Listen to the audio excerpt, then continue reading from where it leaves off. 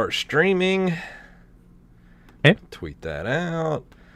I'm going to go to Discord. And I'm going to do that. Yes, I want to get everyone in there.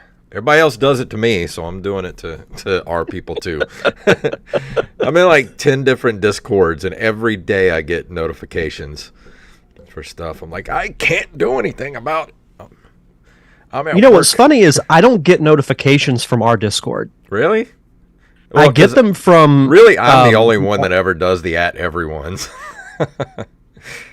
Well, like, if I get tagged, then I get a notification. But, like, with Mike Evelyn's, anytime there's a post, I get it on my phone. But with ours, it's only if I'm tagged. Huh.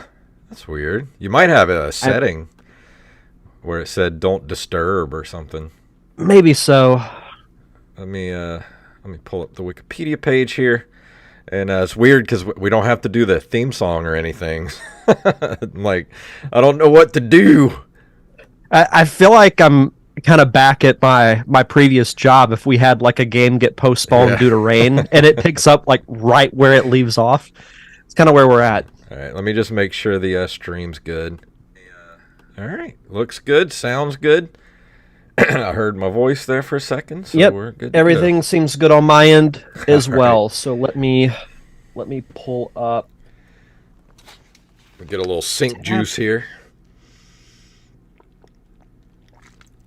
I like that sync juice. I heard Will Sasso call it sync juice the other day, and now I'm never going to call it anything else ever for the rest of my life. That's a name I've not heard in a long time. He was on an episode of crap, what's his name? Hold on, let me look it up real quick. I can't think of anything. I'm so tired right now. It's the This Past Weekend with Theo Vaughn podcast. Okay. Yeah, he was on last week. Dude, it was like 3 hours long, but it was hilarious. I loved it. Wow. I love Will Sasso. Yeah, he was my favorite on Mad TV back in the day. Yeah, Mushmouth. Had an excellent Stone Cold Steve Austin impression. Oh, dude, he does a spot on Jesse Ventura. Like, oh, wow. I haven't seen that one. It's crazy. What's up, Joey and Mushmouth in the chat room? Yeah, Joey we're and finishing Mushmouth. up. We're finishing up tonight because Derek's internet went out last night. So yeah. Raven too. Everybody's showing up tonight. Awesome. Huh. So good. Yeah. So I'm just gonna hit the old record button here, and we're just gonna go right into the episode. Are we picking up with the Patreon shoutouts? I finished them out, so we'll start with we're back, and then I'll play the Ristar music. And okay, sounds good. Here we go in 3, 2, 1. All right, everybody. Here's where part 2 begins. We're back on Tuesday night to finish out, and Derek, the internet seems to be going good now, so we'll fingers crossed. I can't tell you how bad it was to have zero internet in the house because I couldn't even watch TV until like 8:30 last night. You don't know how much you use the internet until it goes out, and then you're like, I have nothing to do. And I had to drive to go get dinner after we were done with what we were able to do of the show, so I could have like any type of audio-visual entertainment. Yeah. Well, here we go, and tonight Derek is going to be talking about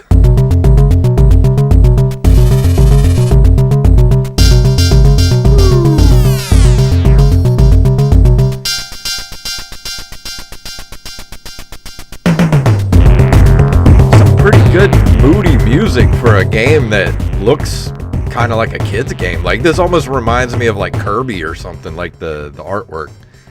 A little bit, yeah, and that was one of my first thoughts. And I guess we could start with that because obviously the game I'm going to be talking about is Ristar, which is a 1995 platform game developed and published by Sega for the Sega Genesis. This was the third of the three-way tie from our Patreon poll, so now I got to figure out what I'm going to do after this because you guys have made it so easy. I got to make a new poll because you guys have made it easy for me the last like month and a half. And I was interested in this game because, as you know, in the 90s, platformers were kind of a dime a dozen. You know, like obviously Mario and Sonic were the most successful of the platforming genre. but it's really kind of a, I don't want to say a lost art, but you don't see platformers nearly as often as you did back then. And what's cool about Ristar is kind of the story behind the making of the game. Those that are, old school gamers, which if you're not, then why are you listening to this podcast? But anyway, so the early designs of Sonic the Hedgehog were completely different than what he became. Initially, he was going to be a rabbit that would use his ears as a means of like grabbing, objects from a distance, and it was going to be an integral part of the game. It eventually evolved into Sonic. We all know what happened there. They revisit this in Ristar because that's kind of the core concept of the gameplay. So Ristar is an anthropomorphic cartoon star who uses his hands and long stretchable arms to both move and fight enemies. So your jump ability, Ristar can't jump that high. So you have to use your arms to grab, handles. You can go across chasms, fight enemies, so on and so forth. Oh, so it's kind of like Bionic Commando. A little bit, yeah. And I dug that concept in the sense that it wasn't like a straight up Mario or a Sonic clone. Like you have to do a specific objective in order to get around in the game. And it plays completely different than Sonic. In the sense that with Sonic, it's all about the speed and just trying to get through everything as fast as you can. This is a much more methodical type of game. So if you're not a fan of those, you're probably not going to like Ristar. But I'm always one that I like to try different platformers because there's a lot from this era that I didn't play. Yeah. And Ristar was one of them. Well, there was so many companies trying to make the next Mario or, the next, like whatever the next big mascot was going to be. And there were so many. There were so many that just fell by the wayside. That's not a bad top 5 we could do. Like maybe not a failed mascot, but top 5 like attempts at recreating the Mario and Sonic dynamic. Yeah. Because there's a lot. But it plays like a lot of platformers in the sense that it's a 2D side scroller. It plays, like I said, kind of like Mario, but it relies more on your ability to use your arms to get to where you need to go. Imagine Sega wanted to do something that was definitely slower than Sonic, because that was always the thing about Sonic games for me. Like, they're beautiful, but they're so hard to see, like everything that's in the game, because it's all about speed. And Mario is, very, I don't want to say tactical, but you have to, it's very slow moving. You got to time your jumps and stuff like that, so you can enjoy like the backgrounds, because that's always one of the things that I loved about Mario games is all this, just how pretty those games were, especially once you got to like Super Mario World. Like those backgrounds were just so awesome to look at. Well, and that was something I put in my notes too. Visually, this game is great. Mm-hmm. It has a very cartoonish type of artwork and feel to it. But this was at the tail end of the Genesis, and I think that was a detriment to it in a way, because by then, Sega was focused on the Saturn, and this just kind of came out during the tail end of the Genesis run.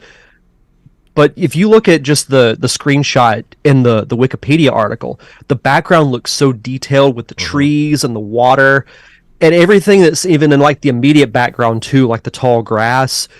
It looks really cool. Mm-hmm.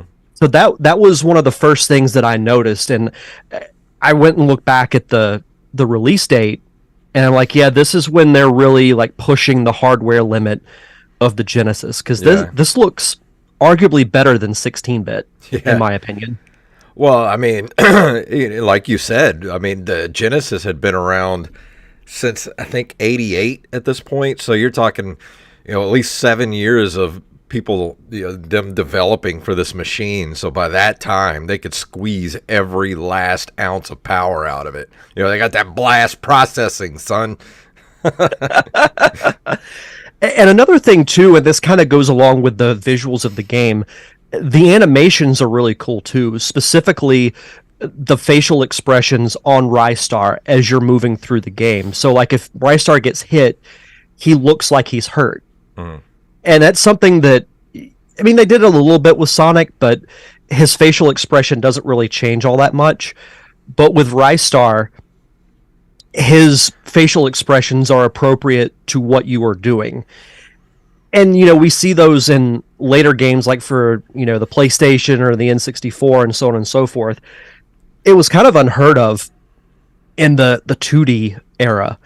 So that visually, this game is great. Like, if the graphics alone, I'd give it probably a 9 out of 10 easily. So do you think this game is a victim of when it came out? Like, if it had come out 2 or 3 years before this, do you think it would have had a way more of an audience? I think it would have had more of an audience. I think the timing hurt it on two ends. One, because it came out during the tail end of the Genesis run. And for what we said earlier, platformers were like a dime a dozen, so it was really hard to stand out. I think it may have had more of an audience, in my opinion, but I don't think it would have done as well as, like an upper tier platformer. But it has all the makings of a good game. I just think that its gameplay could be considered kind of divisive because we were so used to the Mario and the Sonic that not everyone is like me where they like something different with a specific genre of game. So I think multiple things hurt it, but yeah, the timing of when it was released was absolutely the biggest detriment to it. Oh yeah, in the chat room, Mushmouth was talking about another game that this reminded him of for the Sega Genesis. It's a game called Rocket Knight, and he had triggered a memory in me. When did this come out? Rocket Knight. It was a dog with rocket. I don't remember that, but I don't think this was. Yeah, Rocket Knight Adventures. Came out in 1993. I remember this. I have not thought about this since then. This might actually have to be a review for one of us. Yeah, and it's the 30-year anniversary of it. It came out in 93. Factory sealed goes for $1,700 on eBay right now. Oh my god. Jeez. Yeah, it's a Konami game, too. Oh, dude, we have to play this. Okay. I'm just saying, we haven't done a dual review in a while. No, we need to do that because yeah, it looks great. It's for the Genesis and it's from Konami. Like, you can't go wrong with those three things. Yeah, let's make it happen. But kind of going back to, I haven't really talked about the story of the game, but in all versions of the game, because the Japanese version is a little different because of the language translation, which I found that's happened in a lot of games from that era. Yeah. The translation, because I went back and played Earthbound before Tears of the Kingdom came out, and I paid more attention to the dialogue than I have in years past, and I'm like, yeah, the translation didn't go through all that great. All your base belong to us. Mushmouth says he will gladly guest star and review anything. All right. Well, that's dangerous. As long as say anything. As long as you don't bust any holes in your drywall while you're doing it. Never going to let him live that down. But in all versions of the game, the events take place in a far-off galaxy where an evil space pirate named Kaiser Greedy, not to be confused with Kaiser Soze from Usual Suspects, Kaiser Soze, has used mind control to make the planet's leaders obey him. But in the Japanese version, the inhabitants of planet Nier pray for a hero before Greedy's mind control minion Riho snatches the planet Elder. So, of course, Ristar shows up as the hero, and in the game, his father is a legendary hero, so he's trying to follow in his footsteps and whatnot. So there's a little bit of story. There's an opening cutscene that kind of explains everything, but like most platformers, if you skip that, you just kind of dive in and go through the game. But I will say I like Ristar, but I don't love it. Mhm. It's one of those that I may have liked it more growing up, and I can appreciate it for what it is, but it's probably not going to be a game that I go back and play again. Well, I can see that the game mechanics aren't great because I mean that's the reason why I'm not a huge fan of Bionic Commando. Like I want to jump. Jumping just seems natural in platformers. And when you take away that mechanic and give it something like, using his arms to reach things or, you have that sort of mechanic, it kind of takes the fun away and gives it a difficulty curve that just, it takes a long time for my brain to break that because I want to jump. I mean, that's what you want to do in a platformer. Yeah, I mean that's the backbone of a platformer is you jump from platform to platform. And yeah, when you hinder or take that away, you're kind of fighting an uphill battle, in my opinion. Yeah. But I can appreciate this game for what it is. Like I like the universe. The story is okay. Like it's good but not great. It's like what you would expect from a platformer like this. Yeah. I like the look of Ristar, but it's ultimately a victim of its own timing. Yeah. If I would say that. Well, I have a feeling that if this played a little more like Kirby, that it would have, we'd probably still be playing Ristar games. Because, I mean, I really like the look of the game. It looks great. It's just if it would have had different game mechanics to it, like a little closer to Kirby, maybe a little more Mario-ish, and with jumping and platforming and stuff, I think it probably would have done better. Because this is one of those games that I've always kind of heard about, but never really thought about until now. I remember hearing about it back in the 90s, and I saw it. It was probably an Electronic Gaming Monthly, if I had to guess. But I just never played it because I was more of a Nintendo fan. Yeah. But I've always been curious about it, and we talk about this on the show pretty regularly, that these games that we go back and revisit, not all of them are going to be like your Link to the Past or your Super Mario World. Like there are going to be some games that they're okay. Yeah. Or as Wally would say, it's fine. Well, yeah. Well, honestly, I think more games, like as far as retro games go, like the NES, the Super NES, Sega Genesis, I think more games kind of land in the they're okay pile than great games. Because like you think of great games, it's always kind of the same ones. You think of the Marios, you think of the Sonic stuff, you think of things here and there, like you think of Zelda, stuff like that. But when it comes to games like Joe and Mac, like Joe and Mac's a great fun game, but it's just okay. There's nothing truly special about it. It's going to be one of those games that if somebody brings it up, you're like, oh, I haven't thought of that in 30 years. That was fun. And then that you go on to something else. Especially when it comes to platformers, because there were just so many. Yeah. And it was impossible to try them all out, too, because there were just so many. But all in all, like I enjoyed. One last thing I do want to say before I give my number score. Much like the track you played at the start of the review, like the music's kind of weird, but it fits in a weird way. Yeah, I'm sure you know what I mean. Yeah, I was looking through the soundtrack to capture some music, and it's like it doesn't really fit the visual, like because I haven't seen any gameplay of it. I've just seen still pictures and stuff, but I haven't looked up any gameplay yet. But just from what I know of the game so far, like the music did not fit what I thought this game was going to be. It's one of those things that it shouldn't fit, but it does in a weird way. It's very odd. Like I'm not sure how to describe it. Like it's not bad. Yeah. It's like the game as a whole. Like it's not bad. It's just okay. Yeah. But for visuals alone, I would give it a 9 out of 10. Like it's one of the best looking Genesis games I've ever played.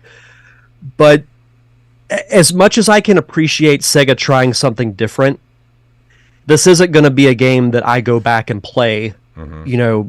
I might play it years from now, but I don't plan on playing it again anytime soon. So I don't want to give it a low score because I didn't think it was bad, but I would give it maybe like a 6. Yeah, that's Like, where it's, these it's, games it's usually fall. yeah, it's fine. And Mushmouth said all the Sega games had that extra pump in the soundtrack.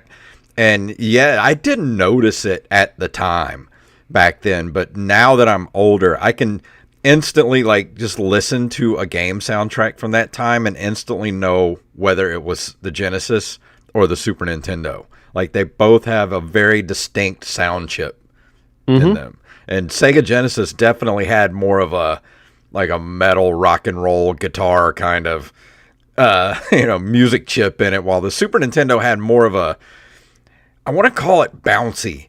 Like it's very smooth and bouncy, while the Sega Genesis is very kind of rock and roll, Yeah, yeah, yeah. I was trying to think of two bands to compare it to, but none's coming to mind. Yeah. But I know what you mean. Like the Super Nintendo soundtracks, most of them were a lot more, upbeat. Like you could find yourself just kind of bobbing your head a little bit to it. Whereas Sega is just, like you said, it sounds a little more mature. Yeah. Well, they did have that blast processing. So. Yeah, yeah, they did. I love the 16-bit era of soundtracks. A lot of them are just so good, and the sound holds up too. Oh yeah, I still go back and listen to 16-bit soundtracks whenever I can. Like I love the Super Mario World soundtrack. There's just something about that music instantly just puts me in like a time and place when I hear that music, and it instantly just kind of just calms me. And I can't explain it. It's almost like ASMR. No, I don't disagree with that. You should look up the Super Smash Brothers Ultimate soundtrack because they'd have orchestrated versions of like 8-bit and 16-bit songs, and that soundtrack is excellent. Mushmouth said it perfect. The SNES is like Van Halen, and Genesis is more Anthrax. That's perfect. Yep, that's a great comparison. Go look up those bands, kids, and you'll find some good music for the night.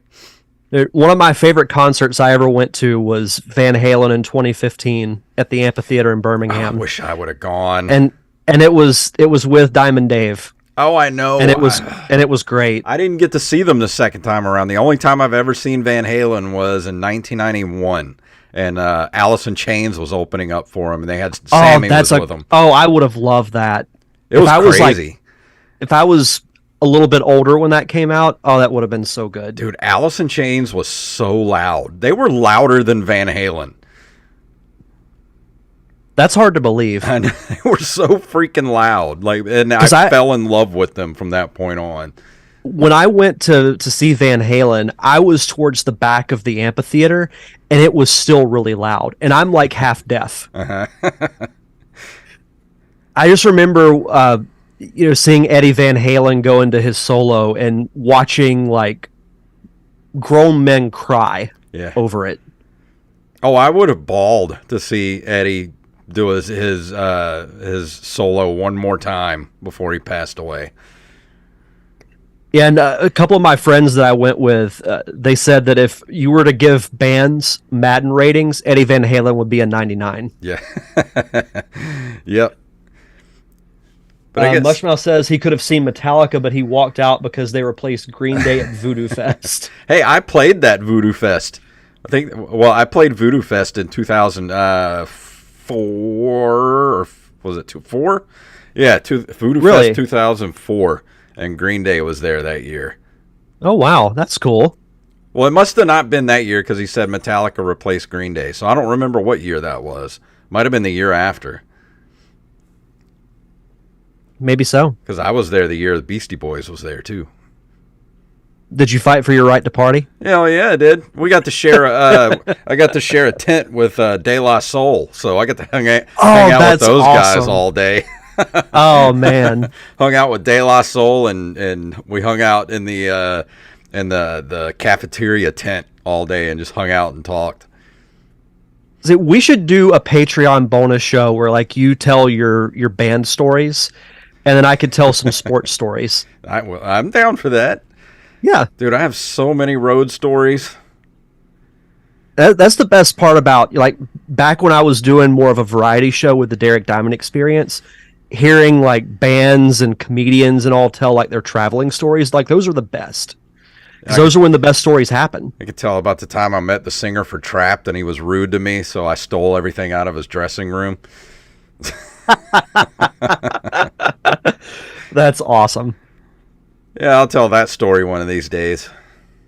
So if you want to hear, I can't wait. If you want to hear road stories from the Road Dog, go subscribe to our Patreon. If we hit, let me put us a link. If we hit $75, which we're close there for the month, I think we're at about $70 a month. No, yeah, get us to $75 a month, and we'll do an extra episode every month where me and Derek tell some stories. Okay. Might have to keep it behind a paywall. I'm getting yelled at in the chat room. Yeah, well, that's great. You got to have me back on the WFU podcast there if you want me to talk about De La Soul there, Mushmouth. I'm going to listen to some De La Soul after this show's over. But that's going to bring us to the end of the episode, and next week I'm going to be talking about True Lies for the. Actually, I think. Well, they're both basically the same game, but I've been streaming the Sega Genesis version just because actually I like the sound better on the Genesis version. I like the graphics better on the Super Nintendo version, but I like the sound better on the Genesis version. But they're basically the same game. So I'm going to be talking about True Lies next week in honor of Fubar. And if you guys haven't been watching Fubar, what are you doing with your lives? Go watch it right now. I still need to start. But that's going to bring us to the end of the episode. And Derek, there's no Derek Diamond Experience, but you do have some episodes coming out. Tell everybody about it. Yes, so from now until probably the end of August, I'm going to be re-releasing episodes of Feature Presentation. Those will come out every Monday exclusively on the audio feed.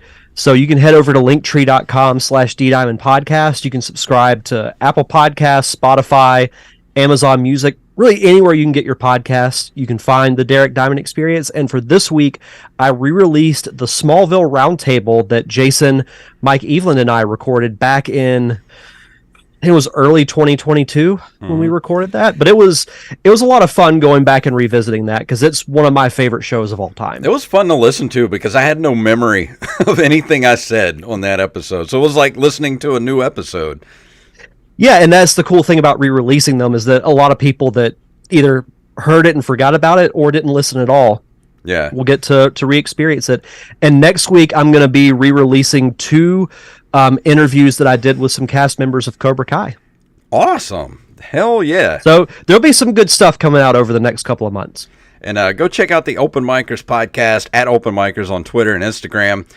We talked with with Mushmouth himself, who's in the chat room right now. Talked to him and Simon of the WFU podcast in the last couple of weeks. Who was our guest last week? I don't even remember. Let me look it up real quick because we've had some crazy guests on in the last couple of weeks. We've had last week was Abby Washuda, the comedian. Abby Washuda was on. She was funny. The WFU podcast was on. They were funny. And coming up tomorrow, we have Shep Kelly and Mo Alexander on the show we did last night, and they're hilarious. They're going to be at the Juke Joint in OS on Friday. Mo is building up his new hour for his next hour special that he's going to be shooting, so he's doing a show in Juke Joint, and Jacob is going to be opening that show. He's going to be emceeing it, so if you guys are in the Ocean Springs area, go check it out this Friday night. What is the date on that? Today's the 6th, 7th, 8th, 9th. It'll be June 9th, Friday night at 9 p.m., the Juke Joint in Ocean Springs. Go get your comedy on with Mo Alexander, Shep Kelly, and Jacob Craig. So I think that's going to do it for this week. Derek, is there anything else before we get out of here? No, I think that's it. All right, well, appreciate everybody coming back and listening to part 2 of this episode. Sorry again about the internet issues, but hopefully that's behind us. Oh, it's all right. It happens. At least we still had the audio. It wasn't like the poor WFU podcast for open micers. There was a little behind the scenes stuff here. OBS had a weird update a couple of weeks ago, and it was the night that they were on the show. So we're recording the episode, and we got about 15 or 20 minutes into the episode before I realized there's no audio being recorded. So we had to completely start the episode over again, and I had to update OBS. And it was awful. Like, I hated every second. I felt like I just wanted to crawl in a corner and cry.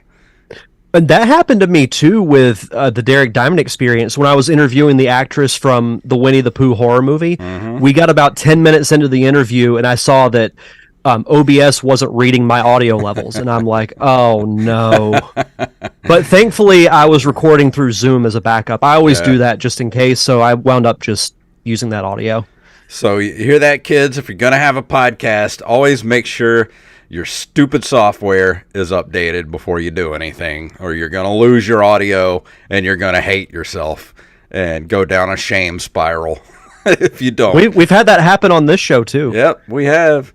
Yeah, I can't remember what episode it was, but like we wrapped it, and like you thought there was going to be some kind of problem, and then about a minute later, I look at my phone and Jason's calling me, and I just start walking back to my computer because I'm like, I know what this is about. I remember that we recorded an entire show that didn't get recorded. Like I went back, so we had to redo it. I went back to edit it, and I put the MP3 into the editing software, and there was nothing on it. Just an hour of silence, and I was just like, "Oh no!" Probably the best I've ever sounded. No, I don't agree with that. All right, everybody, we're going to go ahead and get out of here. Let me play our music here. If you want to email us at nerdcaveretro@gmail.com. Nerdcaveretro.com is our link tree that includes our Facebook, Twitter, Instagram, Patreon, and our merch shop, which is at ncrmerch.com. And when I just uploaded a new design last week, Darth Gump. Go check it out. Go get you a t-shirt or a sticker, magnet, bag, whatever you need. You can put it on a mug. As soon as you see it, you're going to want it. So ncrmerch.com. Head over there right now. Follow us on social media at NerdCaveRetro, at JFunktastic, and at Derek_Diamond. And of course, leave us a review and or a 5-star rating on all podcasting platforms. Derek, please tell them what it's all about. May the way of the hero lead to the Triforce. Yes.